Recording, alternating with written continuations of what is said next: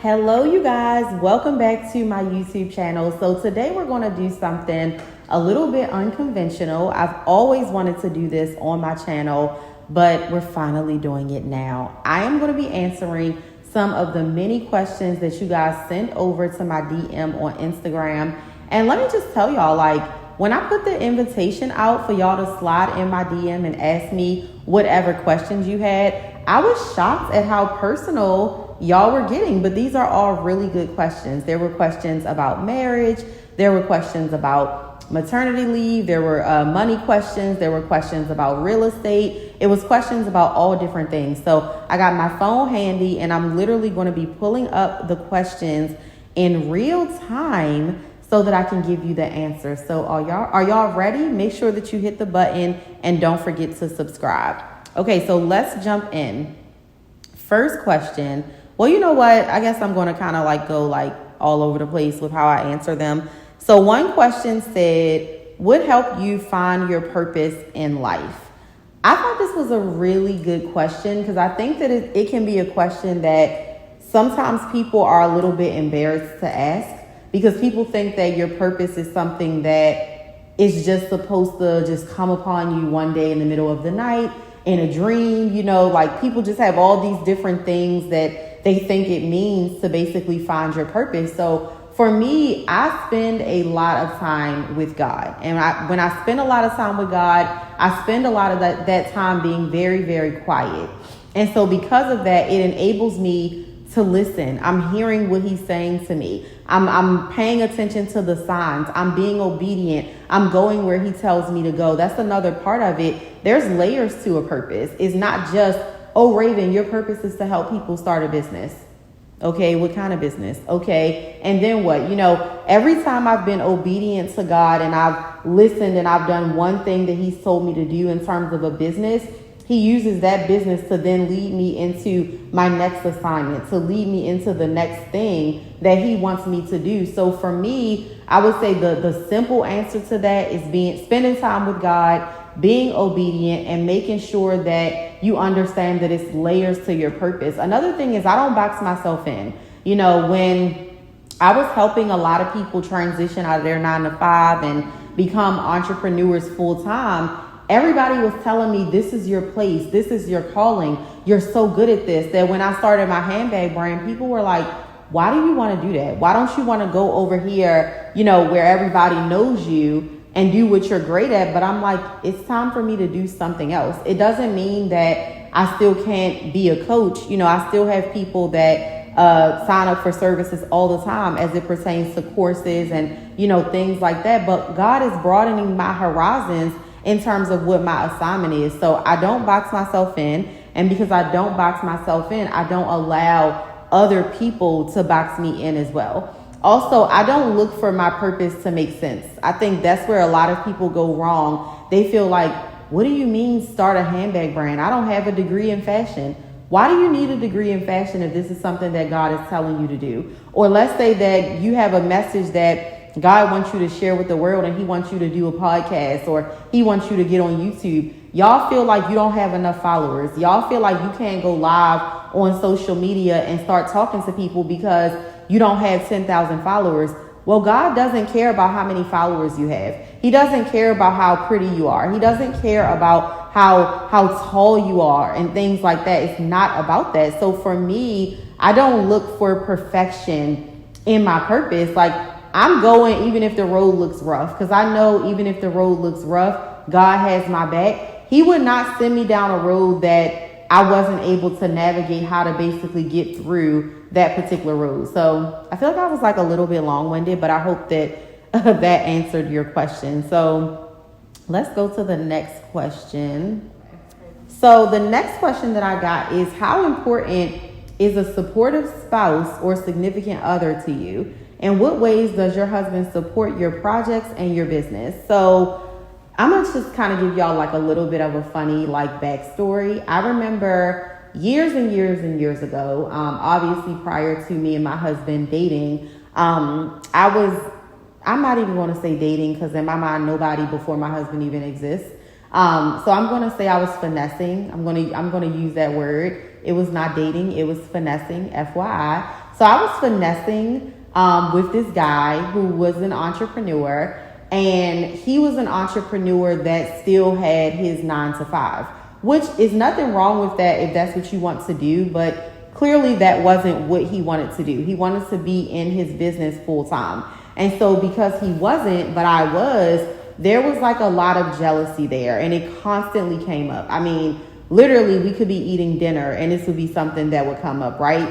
So after that finesse situation, I basically told myself, I'm like, I never want to date another entrepreneur ever again. Like, I'm like, let me just get somebody that they have a 9 to 5. That's what they want to do. They're content with that. They can just be supportive of my stuff, and that's it. But glory be to God that he will not just give you what you want because you think that that's what you want. He's going to give you what it is that you need. So when me and my husband started dating, and y'all know, or maybe y'all don't know, so maybe I should do like another like video on like how me and my husband met. But we knew each other years before we started dating. So I knew he was an entrepreneur, right? So when we got to dating, it was kind of like, I don't really know about, this entrepreneur thing, but I also knew that he was really great at what he did. And so that's something that was a big factor for me because there's never been any jealousy, not from me, not from him. And I really feel like him being an entrepreneur as well, it helps him to be even more supportive of me because he understands the decisions that I have to make sometimes. I understand the decisions that he has to make sometimes. He understands when I have a launch coming up and I just don't have that much time. I understand when he has a launch, coming up and he just doesn't have that much time. Prime example today, I'm here getting these YouTube videos recorded for you guys. So before I left out of the house, I prepared a meal for him, but I prepared it as in like I just prepared it. Like I seasoned the fish and, prepared stuff. And then I text him directions like, hey babe, you bake it on 400, for this amount of time. And he's like, okay, he's being understanding. It's not like, dang, you ain't cooking again. You just didn't cook yesterday because you was doing YouTube. I need that. I need that support because this is a day that I got to be all locked into my content. This is a day that I got to dish this out. I have to create it so that I don't have to be looking up like, ooh, I need another YouTube video and scrambling and trying to put content together. So it's important to me because I need him to understand what it is that I do. And I feel like he needs that from me now. Another big thing is that he's very pushy in a good way. Like I cannot tell my husband that I want to do something and he's not going to follow up with me on that. He's gonna be like, hello, did you do it yet? What's going on? How is this going? It's like, and it's the same way with me. If he tells me like he has something, I'm not going to tell y'all his business, but he has something like really game changing that he's about to launch. And I'm going to help him launch it in terms of like the behind the scenes with like his funneling and his marketing and stuff like that. And I literally just said to him this morning, hey babe, what's the launch date for that? Because I know that he's so creative that he will get so busy that it's like, well, I don't really have a launch date. And I'll do the same exact thing. So we're able to hold each other accountable in that way, which is something that I really love about being married to somebody else that is an entrepreneur. Alrighty, so next question that I got was about balance. So this is a question I always like to answer because I feel like people just are always like looking for something so practical in my response, but honestly it's very simple. So the question is balancing professional and personal life with your schedule. How is that something that you do? So I always say that balance does not exist in my world. What exists in my world is priority. And my first priority is always going to be God. He comes first in my life. After that, it's going to be my marriage. After my marriage, it's going to be our family. And after that, it's going to be my business and whatever else after that. That's the order. I don't allow my business to compete with my family because as far as I'm concerned, there's no competition.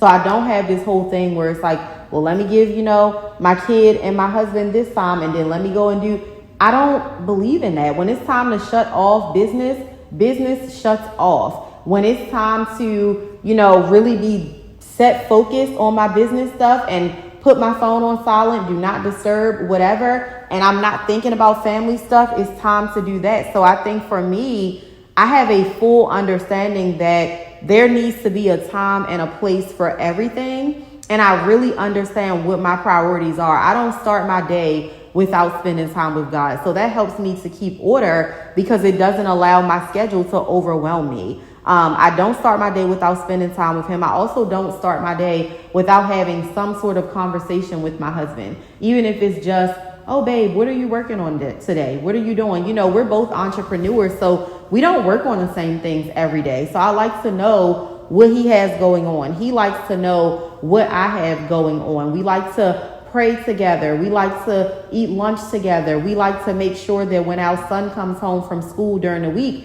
everything is shut off. I don't take evening calls the way that I used to before I was married and, you know, before we had a child and things like that. So it's definitely a situation where you kind of have to set your boundaries, which I think setting boundaries is easy for a lot of people, but it's really more so sticking to them that is not easy for a lot of people. Also, when it comes to my scheduling, I don't like to overwhelm myself. So I try to do as much things in batch as I can. So prime example with my YouTube, I mean, I don't even know if I can be telling y'all this, but we do batch recording, you know, for my YouTube, because when I attempted to do the whole like, oh, record every week, it wasn't working. Every week, like, that's why like you're laughing, because every week it was like, girl, I can't do this. Like, I'm busy with, like, life is always going to come up if you allow life to come up. But when I locked it in, like, hey, you know, let's get you to Dallas this day. Let's block off 2 days. Like, literally, there's been nothing else on my calendar for the last couple of days except for like YouTube stuff. Like, that's it. Also, I make sure that I have like people in place to really hold me accountable. Like, when I was like on my whole, like, oh, I'm going to, you know, record my YouTube videos weekly and stuff like that, they were on me like, hello, do you have like, what's happening? Like, what is going on? And so I think that's a big thing, because another reason why we struggle with like balance as entrepreneurs, especially women entrepreneurs, is because we're trying to do everything ourselves. So there is no accountability when you're trying to do everything yourself. You're just in your head saying, oh, I'm going to do a podcast, I'm going to do a YouTube, and you haven't told anybody else about it. So nobody is really asking you, hey, did you do that podcast yet? Hey, did you set up your YouTube yet? So definitely making sure that you have people in place that can really be able to hold you accountable helps me with balance. The pros and cons of a brick and mortar business compared to a digital business. I think that I'm going to start with the pros of having a brick and mortar business. I think that when you have a brick and mortar business, a lot of times it can be more convenient for customers. They can stop by, they can pick up their orders. To a lot of people, they feel like that deems you as like more professional. You know, if you have like a brick and mortar business, for some people, it enables them to just be better focused because they don't really feel comfortable, you know, working from home. So I think that there can be a lot of pros to having a brick and mortar business. Also, your environment. Like for me, even with recording my YouTube, it was important for me to record in the studio, because I know if I'm home, I'm thinking about things that have to do with home. Oh, what am I making for dinner tonight? Oh, what, you know, does my husband need? Like, these are things that would have been like crossing my mind. So I think it could be a lot of pros to having a brick and mortar business, but there can definitely be some cons. I would say one of the cons of having a brick and mortar business would be obviously the overhead associated, you know, with having the brick and mortar. I feel like people love to show you, you know, that pretty sign that's hanging up in the front with their name on it and all of that stuff. But can we talk about the $3,000, you know, check that you got to hand over every month, $2,000, even $1,500, whatever, you know, your expenses might be? That's something that is eating into your profit. So I think that to make that not be as much of a con, before you get a brick and mortar, you always want to make sure you have a profit plan in place. How is this space basically going to pay for itself? Because me personally, I don't want a space, you know, just for storage. I can go and get a $200 storage unit if I need space, you know, just for storage. Like, I want to make sure that I have a real plan in place to make sure that this space is paying me back and it doesn't feel like money, you know, is just going out every single month, basically. When it comes to a digital business, obviously there's a lot of pros to it. It can be more automated because it's digital. You can reach more people because it's digital. It's deemed as more like up to date. I mean, it's 2022. Everything pretty much, that we do is digital. But one of the cons is that people, I don't really think it's a nicer way to say it, but people can be a little slow. You can have all the instructions laid out and people are still like, wait, how do I do this? And literally it's all just right there because they don't want to read, even though reading is fundamental. So I think it definitely can have its pros and cons. For me personally, I have both. Of course, I have a showroom and a warehouse for my handbag company where I also create like a lot of content for Supernaturally Paid. But then Paid at Home Moms, that's definitely more digital. Everything with Paid at Home Moms basically is online. So I think that it really depends on the person. One thing I never recommend though is that entrepreneurs jump out there within their first couple of months in business trying to get a brick and mortar space, because you're giving yourself all this overhead before you really allow your business to make a substantial profit. So that's my thoughts on that. Can you talk about preparing to buy property as a business owner? I think that the biggest thing with buying property as a business owner is planning. When you are a business owner, for whatever reason, when you walk into a lending office, when you reach out to a lender, it sends up every single red flag that they've ever seen in their lives. They think that you don't have any money. They think that you are not sustainable. They think that, you can't manage a mortgage. You can't handle, any type of unexpected expenses that will come up. So I think the biggest thing is planning so that you can show them longevity. You can show them that you've been in your business for a long time. You can show them that you have some consistency within the income of your business. You can show them that you have some really good reserves. And I would say that when you're preparing to buy property as a business owner, they're going to be looking for everything to be even better than it is if you're like a regular W-2 employee. So for example, let's say that for most lenders, the minimum credit score is like a 620. If I were you and I was trying to buy a property while I'm self-employed, I would look to have my credit score at least at about a 700.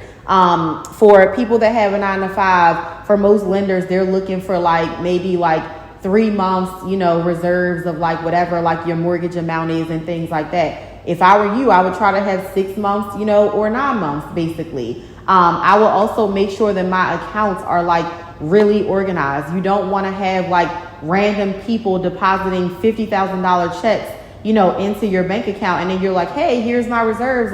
They're going to want to see that money has come in gradually to the point that it's more believable, because most lenders can't believe that, there are people that will just have that kind of money to invest with you. So that's what I would say. Also, if you can have a conversation with your accountant well before you know that you're trying to buy a house, and see if they can set you up with a W-2 type situation, because that's much easier than missing out on a lot of your deductions come tax time, because you're trying to basically tax plan to buy a house. So that's what I would say to make sure that you are well prepared. And another thing is you want to work with a lender that has experience with self-employed customers, if that is the route that you're going to take. If you don't want to put yourself on a W-2. Another thing is look into your options as well. There are some mortgage programs that basically go by bank statements. It might be 12 months of bank statements. They might require a higher credit score, but you definitely have way more options than going the traditional route most people think. So that's all the questions that I'm able to answer now. I hope that you guys enjoyed that. I actually loved how random that was. I feel like we had all types of different questions.